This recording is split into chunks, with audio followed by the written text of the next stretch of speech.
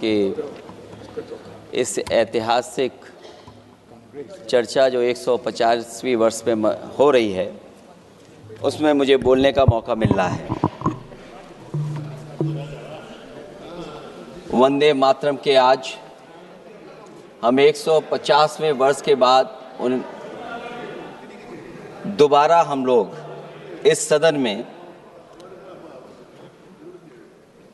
याद कर रहे हैं और हमें गर्व है इस बात का कि हम लोग इस समय पर बंकिम चंद्र चट्टोपाध्याय जी को भी याद करें जिन्होंने इतना शानदार और ऐसा राष्ट्र को गीत देके गए हैं जिस गीत ने लाखों लाख लोगों को जागरूक किया, उनके बीच उत्साह भरा और आज़ादी के उस समय पर जिस समय अंग्रेज़ों के खिलाफ लड़ाई लड़ी जा रही थी, वंदे मातरम हमें ऊर्जा देता था, हमें ताकत देता था, हमें एकजुट कर करके अंग्रेज़ों के खिलाफ लड़ने का एक माध्यम बनाता था। वो वंदे मातरम के गाने पर आज जब 150 वर्ष हो रहे हैं मुझे बोलने का मौका मिला, इसके लिए मैं आपका बहुत बहुत आभार और धन्यवाद देता हूँ। ये वंदे मातरम जिस तरह के हमारे पूर्व में कांग्रेस पार्टी के नेता गौरव गोगोई ने जो बात रखी, उस भावना से जोड़ता हुआ और वंदे मातरम की भावना से जुड़ता हुआ जिस समय कलकत्ता के कांग्रेस के अधिवेशन में रविन्द्रनाथ टैगोर जी ने गाना गाया, गीत गाया, उसके बाद लोकप्रियता इसकी आम लोगों के बीच पहुंच गई। और जब कभी भी लोगों को अंग्रेजों के खिलाफ लड़ना होता था तो यही वंदे मातरम का नारा दे करके लोगों को जोड़ने का काम करते थे। हमारा कोई भी आंदोलन रहा हो, स्वदेशी आंदोलन रहा हो, उसमें भी हम लोग इसी नारे के साथ चले। वंदे मातरम को लेकर के हम लोग इतना देश को एकजुट कर दिए कि अंग्रेज घबराने लगे। और जब अंग्रेज घबराने लगे तो जहां कहीं भी वो देखते थे कि ये नारा लग रहा है, वहां पर देशद्रोही का कानून लगाकर लोगों को जेल भेज देते। ये भी इतिहास है कि जिस समय बंगाल में बच्चों ने गाना गाया, इस गीत को अपने क्लासरूम में गाया, उस समय भी अंग्रेजों ने उनके खिलाफ मुकदमा लगा के उन्हें जेल भेजने का काम किया। ये वंदे मातरम अंग्रेजों ने बैन भी कर दिया। 1905 से लेकर के 1908 तक बैन कर दिया गया और बैन के बाद भी लोग माने नहीं, हमारे क्रांतिकारी लोग माने नहीं और वंदे मातरम को हमेशा उन्होंने अपने दिल और दिमाग में रखा और जनता के बीच में इस आंदोलन को आगे बढ़ाते रहे। सभापति महोदय, जो हमारे सत्ता पक्ष के लोग हैं वो हर चीज को ओन करना चाहते हैं। ये 150वें वर्ष में जब हम वंदे मातरम याद कर रहे हैं, बंकिम चंद्र चट्टोपाध्याय जी को हम याद कर रहे हैं कि उन्होंने इतना महान गीत हमें दिया है। सत्ता पक्ष के लोग समय समय पर हमें देखने को मिलता है कि जो महापुरुष उनके नहीं हैं या जो चीज उनकी अच्छी नहीं है उनको वो ओन करना चाहते हैं। 150वें वर्ष वंदे मातरम, मैं अभी वो बात कहूंगा और मैं बात कहूंगा और हमारे मंत्री जी उसका जवाब देना।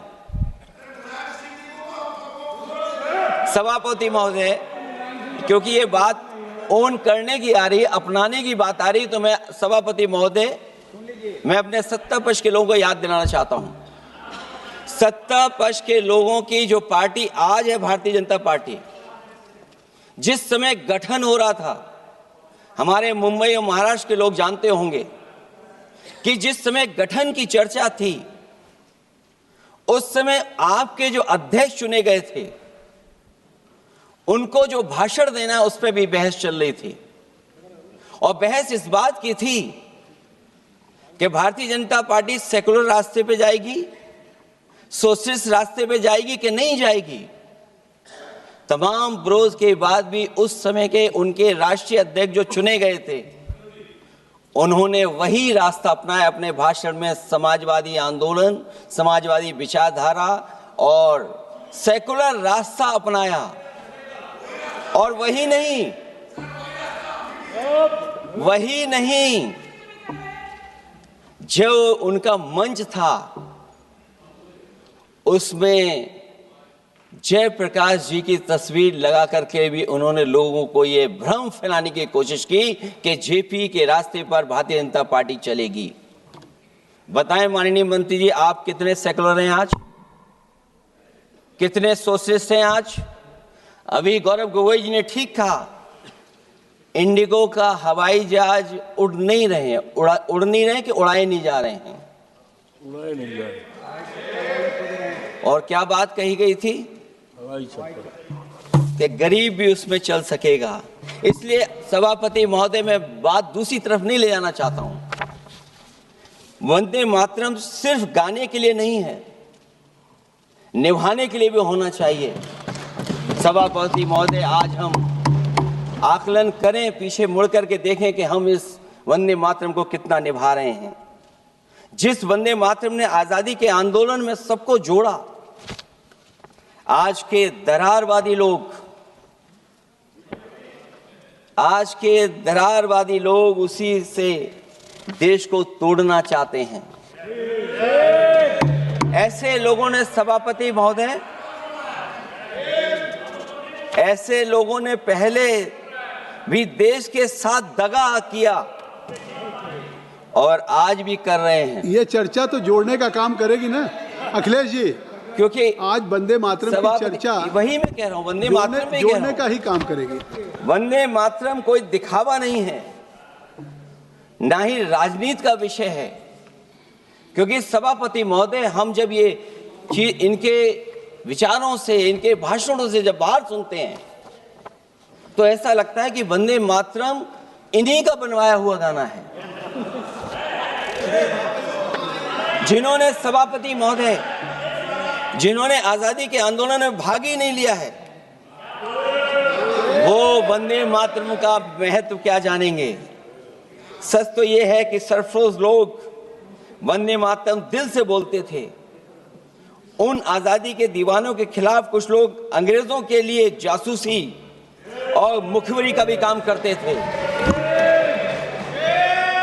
दरअसल ये राष्ट्रवादी नहीं बल्कि राष्ट्र विवादी लोग हैं। जहां विवाद करना हो, कभी अंग्रेज विवाद कर करके, डिवाइड कर करके, डिवीजन कर करके राज किया करते थे। सभापति महोदय, आज भी वही रास्ता कुछ लोग अपना रहे हैं। वो डिवीजन का रास्ता अपना रहे हैं, डिवाइड का रास्ता अपना रहे हैं, दरारवादी रास्ता अपना रहे हैं। इनका इतिहास खंगाला जाए कि इन्होंने आजादी के पहले और आजादी के बाद वंदे मातरम क्यों नहीं गाया।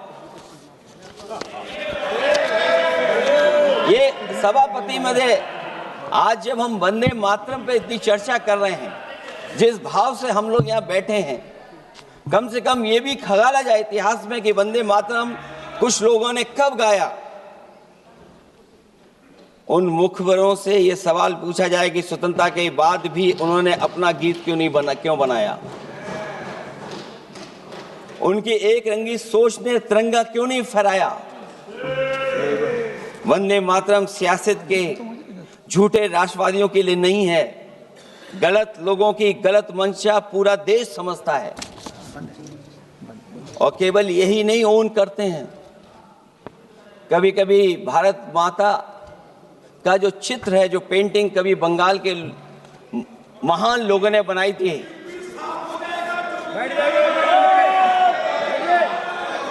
सभापति महोदय इनको देख लीजिए और फिर बैठ जाओ। सभापति महोदय, राजभर जी आप बैठिए, आपके नेता सभापति महोदय, वंदे मातरम का भाव ये भी था कि कम्युनल पॉलिटिक्स नहीं चलेगी, और कम से कम हमारे उत्तर प्रदेश के साथियों ने कम्युनल पॉलिटिक्स को अंत किया है वहां पर जहां से कभी इन्होंने शुरू की थी। और सभापति महोदय, वंदे मातरम एक भाव के रूप में हमारे अंदर बसा है। चाहे उसके शब्द न याद हों, चाहे अर्थ न मालूम हो, चाहे पूरा याद न हो, उस सच्चे भारतीय के अंदर देश प्रेम की भावना जगाने के लिए इसके दो शब्द ही काफी हैं। जो सच में देश की एकता और अखंडता चाहते हैं, जो भाईचारे को बुनियाद मानते हैं, उनके लिए दो शब्द भी पर्याप्त हैं जो इस वंदे मातरम से हमें मिलते हैं।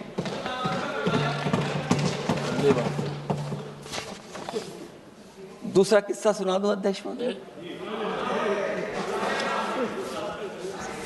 सभापति महोदय, इनका इतिहास खंगाल लीजिए, पूरा निकाल लीजिए।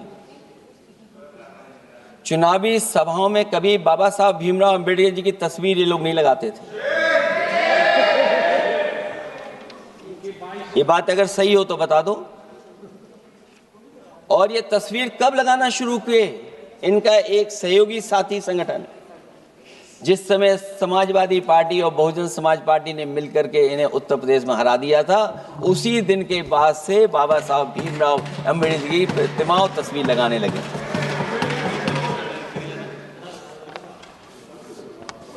इसलिए सभापति महोदय,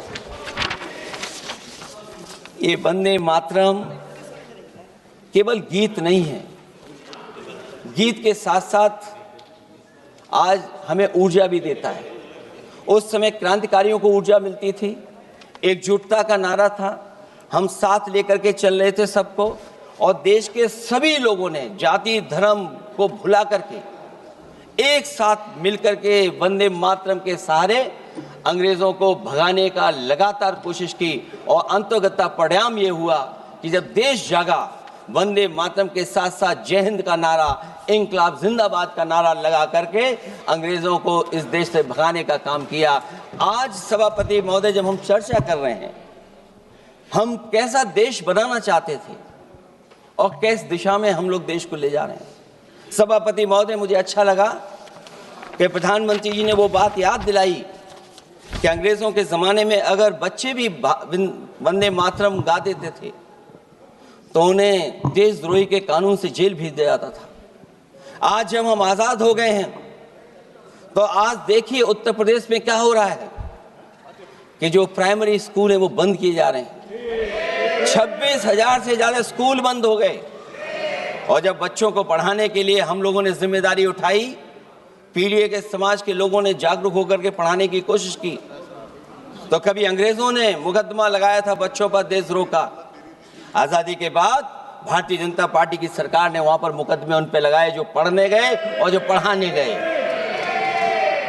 तो इसलिए वंदे मातरम का भाव जो था, उसी भाव से जुड़ करके हम सब मिल करके इस देश को और मजबूत करें। यही हमारी भावना है, यही हमारी सदस्यों की भावना है। जब हम 150वें वर्ष में याद कर रहे हैं तो वहीं हम ये याद करें कि जिस भावना से वंदे मातरम को हम लोगों ने देश के सामने गा गा करके अंग्रेजों को भगा दिया, ये देश कैसे मजबूत हो, एकजुट कैसे हो, बिना भेदभाव के, और संविधान से कैसे चलें, क्योंकि ये संविधान से ही मिला हुआ हमें गीत है। इसलिए इस गीत के माध्यम से हम किसी पर टिप्पणी और किसी पर थोपने की कोशिश न करें और न किसी पे दबाव बनाने की कोशिश करें। आपका सभापति जी का बहुत बहुत धन्यवाद। डॉक्टर कोकोली।